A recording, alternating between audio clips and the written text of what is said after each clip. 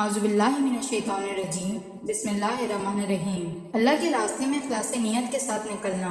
حضرت شداد بن ہاتھ فرماتے ہیں کہ ایک دیہاتی آدمی حضور صلی اللہ علیہ وسلم کی خدمت میں آیا اور آپ پر ایمان لایا اور آپ کی پوری طرح اتباع کی۔ چنانچہ اس نے کہا کہ میں بھی ہجرت کر کے آپ کے ساتھ رہوں گا۔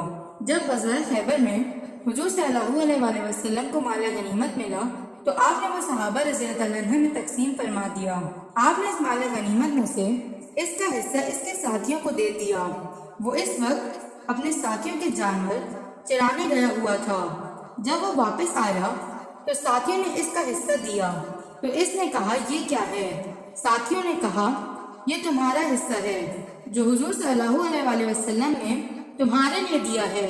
اس نے حضور صلی اللہ علیہ وسلم کی خدمت میں جا کر عرض کیا میں نے اس مال لینے کے لیے تو آپ کا اتباع نہیں کیا تھا، میں نے آپ کا اتباع اس لیے کیا تھا تاکہ مجھے گلی کی طرف اشارہ کرتے ہوئے یہاں تیر لگے اور میں مر جاؤں اور میں جنت میں چلا جاؤں۔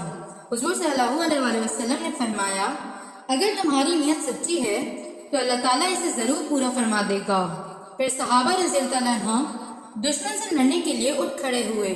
یہ دیہاتی بھی لڑائی میں شریک ہوئے اور زخمی ہو گئے اور ان کو اٹھا کر حضور صلی اللہ علیہ وسلم کی خدمت میں لایا گیا اور جہاں اس نے اشارہ کر کے بتایا تھا وہاں ہی اسے تیر لگا ہوا تھا۔ حضور صلی اللہ علیہ وسلم نے فرمایا یہ وہی ہے؟ صحابہ رضی اللہ عنہ نے کہا جی ہاں۔ آپ نے فرمایا اس کی نیت سچی تھی اس لیے اللہ نے پوری کر دی۔ حضور صلی اللہ علیہ وسلم نے اسے اپنے جبہ میں کفن دیا اور اس کا جنازہ آگے رکھ کر آپ نے اس کی نماز جنازہ پڑھائی اور نماز جنازہ میں اس کے لیے دعا کرتے ہوئے آپ کے یہ الفاظ ذرا اونچی آواز سے سنے گئے اے اللہ یہ تیرا بندہ ہے، تیرے راستے میں ہجرت کر کے نکلا تھا اور اب یہ شہید ہو کر قتل ہوا ہے اور میں اس کا گواہ ہوں۔